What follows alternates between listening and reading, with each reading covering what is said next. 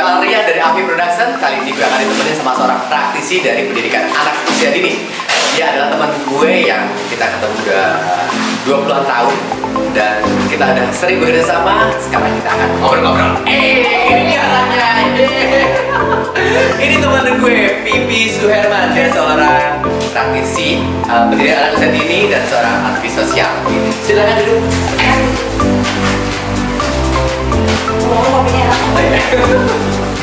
Hai guys, ketemu lagi sama gue Alrian dari Avi Production dan kali ini gue temenin sama Pipi Suherman. Siapa Coba Pipi Suherman? kenalin sendiri deh. Saya praktisi PAUD dan pegiat sosial. Yes. For your information, Kak Pipi ini teman lama gue sejak 2003. Kita dulu pernah kuliah bareng dan berkegiatan sosial bareng dan kita memilih jalan yang berbeda. Kalau gue di insurance, kalau Kak Pipi di pendidikan. Oke. Tapi kali ini gue akan bahas seputar dunia pendidikan anak usia dini sesuai dengan profesinya Kak Pipi Suherman. Yes. Oke, Kak Pipi. Ya. Saya mau nanya, gue atau saya nih? Biasa lu gue soalnya. Boleh apa aja lah, Yang penting nyaman ya, kalau pleset-pleset itu wajar aja karena kita bisa lu gue gitu kan. Dan Pipi kalau Kak Pipi kalau panggil saya atau gue biasanya Koko Alrian. Kenapa sih tertarik di dunia pendidikan anak usia dini? Awalnya nggak ada tertarik sama sekali. Tidak tertarik sama sekali? Yes, tidak tertarik sama sekali. Kenapa bisa tertarik? Ketika saya kecil Kak Koko, saya tidak mampu bersekolah PAUD atau TK. Oh, oke. Saya punya 3 sahabat. Nah, sahabat saya semuanya PAUD, TK. Saya aja enggak. Nah, ketika saat itu saya membutuhkan pekerjaan, saya masuklah ke TK. Oh, oke. Sebagai salah satu staf di situ atau PAUD. Nah, di situ saya tergerak. Wah, ini kayaknya ada yang kosong nih dulu nih. Jadi saya masuk sebagai asisten based dulu. on your own experience ya. Jadi masa lalu ya. Oke, karena itu Kak Pipi ngomong-ngomong dari tahun berapa Kak Pipi bergelut di bidang pendidikan anak ini? Pada saat saya lulus SMA, ijazah saya belum keluar, saya udah masuk. Lulus SMA berapa tahun yang lalu? Jadi ntar kehitung dong. Tahun 99 lah, langsung aja tahun 99. Ijazah saya belum keluar, saya masuk sebagai asisten, hanya bantu-bantu di sana di sekolah.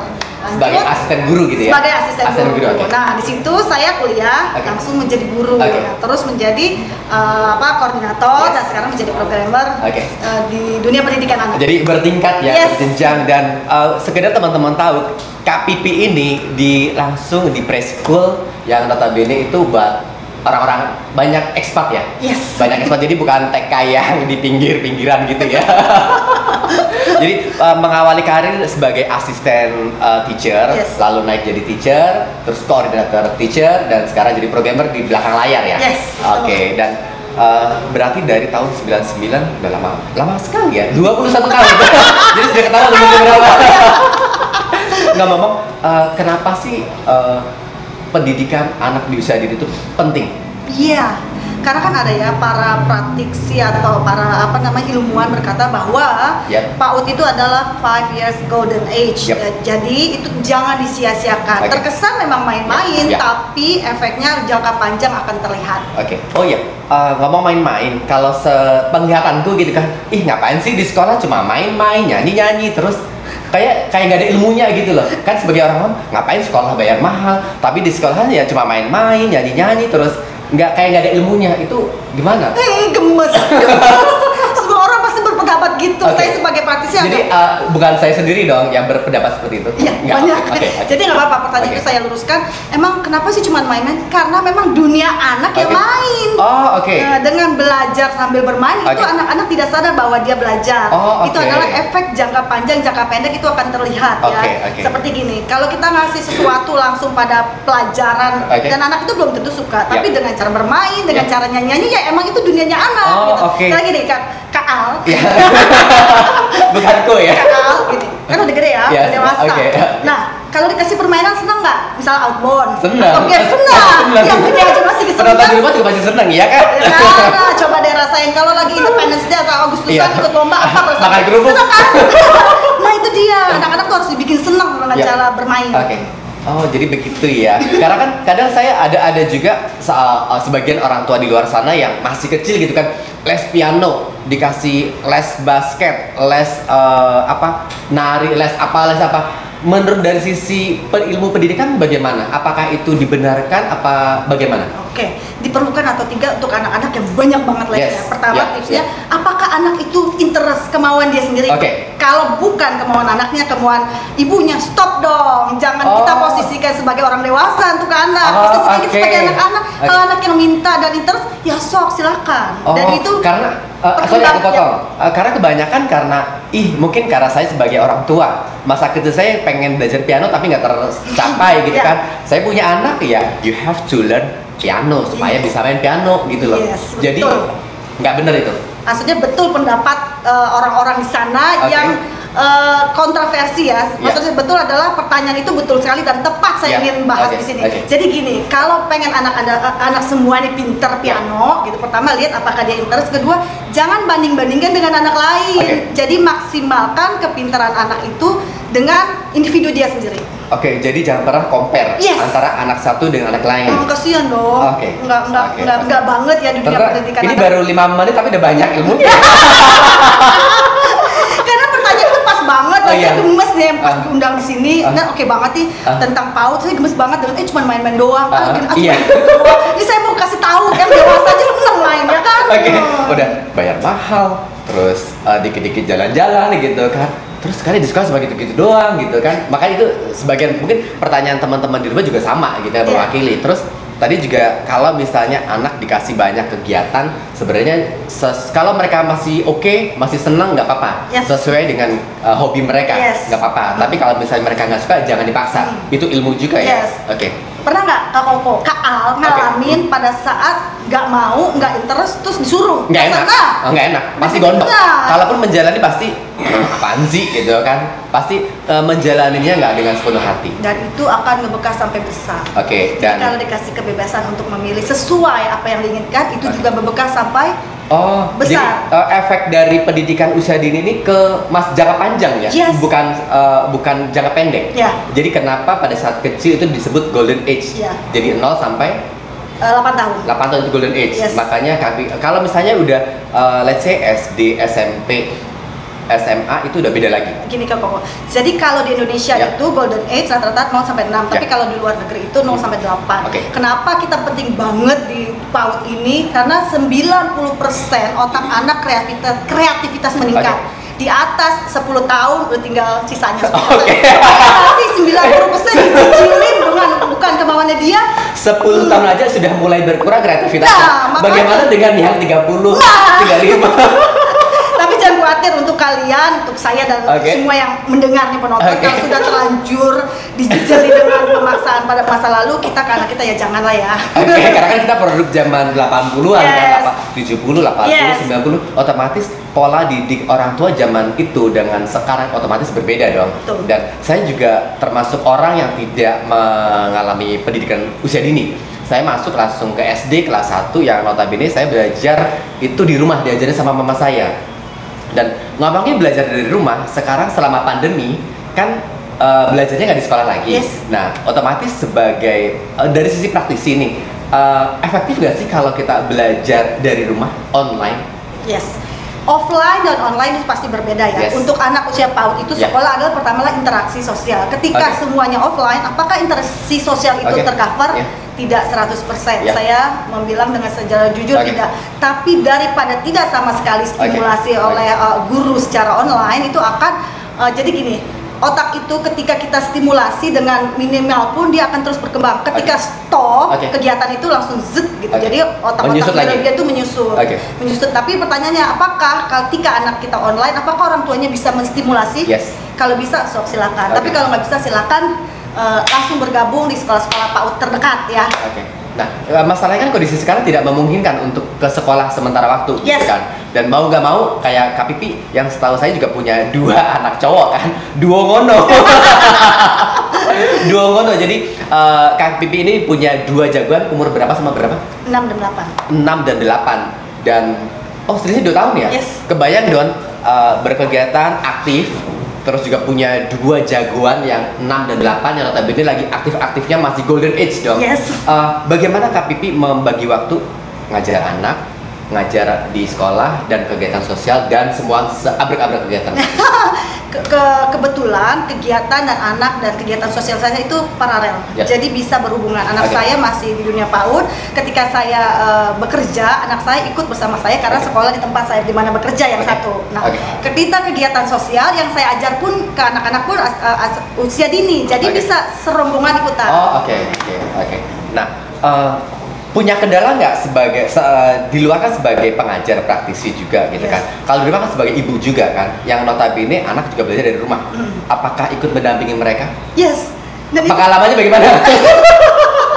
Pengalaman mendampingi anak di rumah pasti berbeda dengan anak di sekolah, karena notabene di rumah anak sendiri gitu kan? Bagaimana? Nah, itu emang ribet banget ya. Saya akui memang pada saat online ini 100% keribetannya itu bertambah. Jadi tips-tipsnya adalah saya minta sama gurunya, dan kebetulan di mana saya bekerja itu gurunya selalu mengirim lesson plan sehari sebelumnya atau seminggu sebelumnya, dan itu sudah saya siapkan bersama anak saya, dan saya introduce dulu mau begini. Karena apa? Pada saat dia online, saya bekerja pada saat yang sama.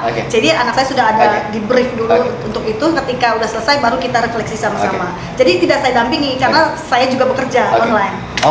Agak menarik tadi bilang mempersiapkan sama-sama gitu kan. Sementara di luar sana banyak ibu-ibu yang mempersiapkan semuanya sendiri tanpa melibatkan anak. Pesannya buat ibu-ibu yang semuanya menyiapkan semua buat anak dan anak tinggal terima bersih, bagaimana? Jangan dong, kasih anak kesempatan untuk memilih dan menyiapkan. Karena apa? Kalau semua kita yang take over, itu nanti besarnya akan menjadi anak yang pasif ya. Sedangkan kita mendidik anak usia dini, gimana cara dia bisa menentukan hal-hal yang kecil dan sederhana. Tanggung jawabnya adalah mempersiapkan dari kebutuhan anak tersebut. Jadi untuk pesan yang penonton, please kasih tanggung jawab anak. Salah it's okay, itu adalah proses dari belajar. Karena banyak juga orang-orang tua di sana, si anak makan belepetan nggak boleh gitu. Namanya masih kecil aja, kan masih belajar. Terus pakai baju kotor diomelin gitu kan. Terus udah mulai beranjak ke sekolah ada PR yang ngerjain bukan anak tapi ibunya gitu kan, dan ternyata itu akan membuat anak jadi ketergantungan. Dan dia jadi nggak mandiri. Jadi dia mengandalkan orang lain. Contoh saja Kak Koko ya, Kak Al. Pada saat kita udah besar, ini nih produk saya ya, pada saat zaman kecil ketika saya belum memasuk dan di dunia pendidikan, saya juga tidak bisa memutuskan sesuatu. Ketika dikasih pilihan bingung, maunya dipilihin, saya maunya terima jadi. Itu karena produk dulunya saya selalu dipilihkan. Produk dulu saya tidak punya pilihan. Jadi ya udah itu aja yang saya terima. Nah, sekarang saya nggak mau ke anak saya begitu, dan semua penonton ya guys, kasih pilihan ke anak. Jadi buat penonton di rumah jangan pernah memaksakan. Jadi kasih kebebasan anak-anak untuk memilih. Misalnya mau makan apa, mau pakai baju apa. Kalaupun ada tugas, usahakan kerjain bareng. Jangan dikerjain ini lo udah jadi, karena mereka tidak akan tahu proses membuatnya. Jadi mereka tidak ada pengalaman. Ini Duo Mono, kenapa sih ada tulisan Duo Mono di kaosnya? Ini anak saya kan senang berkarya ya, senang. Saya kalau saya lagi sibuk, anak saya tuh selalu saya siapkan kertas, pensil, pulpen, segala macam alat tulis, dan dia bisa menggambar, dia bisa menulis. Nah, ketika sudah menggambar, saya ingin mengapresiasikan dalam bentuk apapun. Contohnya, saya bikin PDF dulu, saya bikin kertas kado, lukisan anak saya, gambar anak saya. Nah, sekarang kaos ini baru anak pertama, nanti anak kedua selanjutnya. Jadi ini gambar di kaos ini hasil karya anak saya yang pertama. Si siapa namanya? Jilo. Wow, Duo. Ini adalah contoh hasil produk seorang praktisi pendidikan usia dini ya. 8 tahun sudah bisa menggambar dan diapresiasi sama ibunya jadi sebuah kaos. Yang menarik adalah kalau diperhatikan dari setiap gambarnya di muka itu ekspresinya beda-beda. Dia tahu itu sedih, itu marah, itu shock, itu surprise. Jadi mereka bisa anak saya bisa jelaskan. Satu usia 8 tahun Jilo, yang kedua namanya 6 tahun Mahera, dan dua-duanya pasti aktif dong karena cowok ya. Di luar sana banyak ibu-ibu atau bapak-bapak yang punya anak kecil, dan kadang mereka kewalahan menghadapi keaktifan anak yang masih lagi aktif-aktifnya gitu kan. Ya? Punya tips nggak buat teman-teman di rumah menghadapi ini? Anak laki dan anak perempuan berbeda. Anak laki itu kegiatan motorik skillnya atau fisiknya itu 4 jam per hari. Kalau anak nggak mau diem, tanya lagi balik sudah 4 jam belum kasih kegiatan di rumah. Misalkan 4 jam. 4 jam kegiatan outdoor. 2 jam pagi, 2 jam sore. Kalau belum terus masih bilang bandel aktif. Ya iyalah, orang need-nya belum terpenuhi. Belum. Jadi 4 jam untuk cowok. Jadi 2 kali lipat dari perempuan. Bisa aja pagi 1 jam, sore 3 jam. Yang penting 4 jam per hari kok. Jadi kalau dibilang anak saya nakal, anak saya aktif, udah masih belum sih kegiatan yang motoriknya terpenuhi dengan main di luar. Jadi untuk yang punya anak cowok minimal waktu main mereka outdoor itu 4 jam. Jangan kurang, karena kalau kurang pasti mereka akan kecicilan. Kalau udah 4 jam berarti mereka akan lebih calm down. Tapi 4 jam juga jangan dibiarkan main sebebas-bebasnya, memang harus ada peraturannya, memang harus ada, apalagi pandemi seperti ini ya, kalau memang di luar nggak bisa, gimana caranya bikin kegiatan indoor tapi fisik seperti outdoor gitu. Jadi, kalau cowok tadi 4 jam, cewek separuhnya 2 jam. Tapi balik lagi ya, tergantung kadang ada cowok yang tidak membutuhkan 4 jam, 2 jam udah calm down is okay, tapi maksimal 4 jam. Ada cewek yang cuma 1 jam ya udah nggak apa-apa. Tapi jangan sampai kegiatan fisik itu belum terpenuhi. Jadi kadang-kadang udah label bandel, udah label ini kan orang belum terpenuhi gitu. Bagaimana kalau yang kegiatan fisik ini dialihkan kayak ke les piano atau mungkin les nyanyi atau les bola atau les apa? Is it okay? Pertama tergantung lagi anaknya. Saya bilang kalau emang anaknya mau calm down, tergantung pertama anaknya, kedua kegiatan fisiknya dipenuhi dulu. Piano kan cuma jari. Duduk ini. Kalau perempuan mungkin ya. Jadi ada kalau misalkan itu fisiknya harus memang terpenuhi, gross motoriknya ya mungkin main bola indoor yang sederhana atau lompat-lompat dengan musik atau apa aja musik yang disuka. Silahkan dia memilih gerakannya pun mau kayak gimana. Beri kesempatan dia membuat gerakan apa yang mau kita ngikutin. Jadi dikasih kesempatan untuk berkarya, memilih dan diapresiasi oleh lingkungan sekitar untuk mengikuti anak. Jadi balik lagi ke anak ya. Dan jangan lupa semua orang tua, si anak kasih kegiatan, kalau ada hasilnya apresiasi. Jangan pernah membandingkan dengan anak orang lain. Karena itu akan menyakitkan. Itu udah bisa ini kalau kadang pulang. Nah itu aduh. Sangat menyedihkan ya. Sangat menyedihkan. Pesan buat orang-orang tua yang seperti itu. Mami muda, semua teman-teman kasih kesempatan anak apresiasi apa yang dia bisa semaksimal mungkin, tetapi jangan dibandingkan dengan orang lain karena setiap anak unik-unik, punya kebebasan, punya cara pandang sendiri-sendiri. Pasti punya efek negatif ya kalau anak dibandingin ya. Pasti. Itu kan gini loh kok. Kita akan pada masa kecil itu kita akan terekam ketika dewasa. Contoh aja ya, contoh kecil saya ketika saya merasa sedih tidak bisa ikut TK, saya hanya mau mengantarkan teman saya, hanya mau ingin main perosotan, dan itu kebekas banget di hati saya. Ketika saya sudah menjadi salah satu staf di sekolah, saya mengajak semua anak bermain perosotan itu seakan-akan saya sudah ingat masa lalu. Nah itu kan hal-hal yang ngebekas. Jadi ada sesuatu yang ngebekas itu yang sedih banget, ada sesuatu yang ngebekas yang dia dipaksa, ada sesuatu ngebekas yang dia apapun lah yang mengebekas itu akan keingetan. Jadi hati-hati pada saat golden age ini. Selain praktisi pendidikan anak usia dini, Kak Pipi ini juga aktif di kegiatan sosial. Apa aja sih kegiatan sosialnya? Silakan disebutin satu-satu. Ada perlu list? Nggak usah. Pertama saya berkegiatan sosial jadi sampingan saya pada saat weekend saya mengajar di anak jalanan. Wow, keren. Terlibat ya. Saya juga pernah terlibat. Di anak jalanan, setelah di anak jalanan, di anak pemulung. Nah, di pemulung pun kita juga satu tim. Bukan hanya anaknya saja yang kita ajar, kita juga mengajar warganya, ibu-ibunya dengan senam wakil sehat. Jadi kenapa sih ibunya juga diajar? Karena gini, pada saat saya pernah pengalaman, pada saat saya mengajar anak-anak pemulung, saya sudah datang, anaknya masih kemana.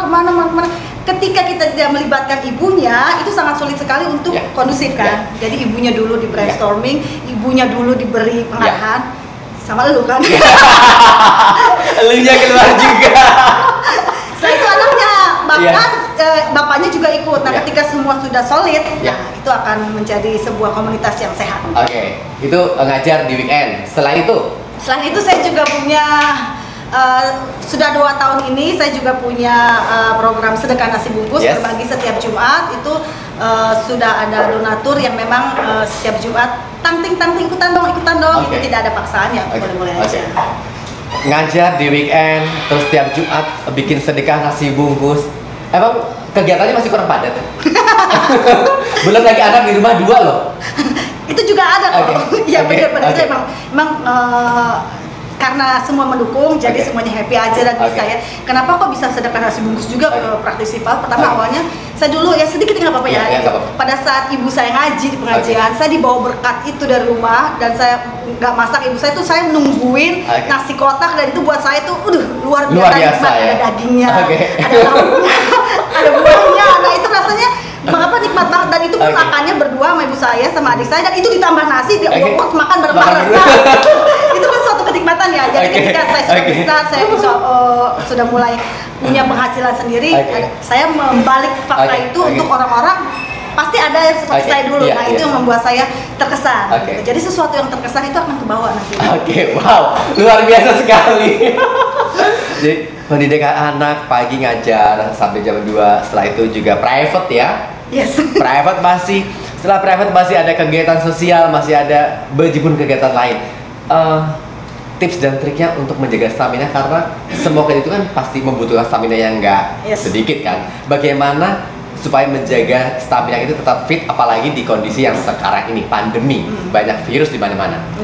Jadi gini, semua kita tahu ya, kalau kita pernah ngomong kenapa sih kita kok bisa, itu adalah positive thinking, tapi caranya positive thinking dalam situasi yang tidak positif karena lagi pandemi itu gimana sih? Ya pertama spiritual ya, saya nggak mau ngilangin spiritual kita memang harus ditingkatkan. Kedua, kita harus berolahraga dan berjemur. Kenapa? Itu bukan hanya buat sehat doang. Jadi bukan cuma baju aja dijemur ya. Berjemur dan olahraga itu memang ada, saya pernah ikut workshop, ada memang ketika kita berjemur 15 menit saja pada saat jam 10 atau jam 9 itu merangsang kreativitas kita menjadi yang tadinya mager jadi on gitu. Dan itu percaya dan tidak itu memang it's worth ya untuk zaman pandemi ini. It's worth. Bekerja. Selain tadi spiritual untuk dalamnya gitu kan, untuk di luarnya olahraga.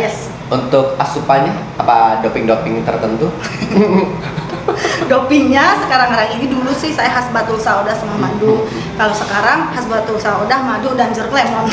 Itu dan makanan sehat yang pasti ya. Cuman memang saya tidak terlalu suka manis-manis, itu yang saya kurangi. Karena apa? Saya pernah juga ikut workshop, adalah virus adalah senang banget dengan yang manis-manis. Wah.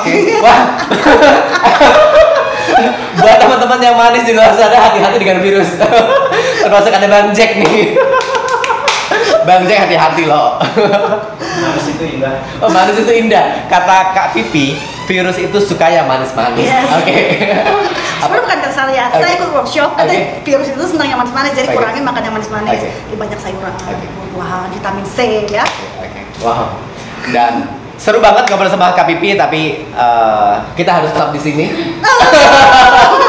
Semoga next time kita bisa ngobrol-ngobrol lagi Kak Pipi ya, dengan tema yang berbeda. Kalau hari ini temanya adalah pendidikan anak usia dini dan kegiatan Kak Pipi di luar sebagai seorang aktivis sosial juga. Semoga next time kita akan membahas sesuatu yang berbeda. Ya. Terima kasih banyak waktu yang telah diberikan Kak Pipi dan ilmu yang udah dibagi buat teman-teman. Dan jangan lupa Kak Pipi, ini kan kita masih masa transisi atau apa ya? Transisi ya. Transisi kita harus menerapkan apa? 3M. 3M. 1. Memakai masker. Memakai masker. Oh iya. Ini. Terus cuci tangan. Kalau nggak cuci tangan kita bisa pakai sanitizer ya. Yang ketiga, kan tadi 3M. Menjaga jarak. Jadi jangan lupa buat teman-teman di rumah untuk tetap pakai masker kalau keluar rumah atau berkegiatan di luar ruang. Terus juga rajin-rajin mencuci tangan. Kalau nggak ada air, sabun, bisa menggunakan yang simple, sanitizer, dan tetap jaga jarak aman gitu ya. Terima kasih. Semoga apa yang kita obrolin bermanfaat dan sampai ketemu di video berikutnya. Kalau suka jangan lupa di like dan subscribe, komen, jangan lupa lagi aktifin tombol notifikasinya supaya setiap kali ada updatean dari Afi Production Official, kalian semuanya langsung tahu. Afi Production. Dadah.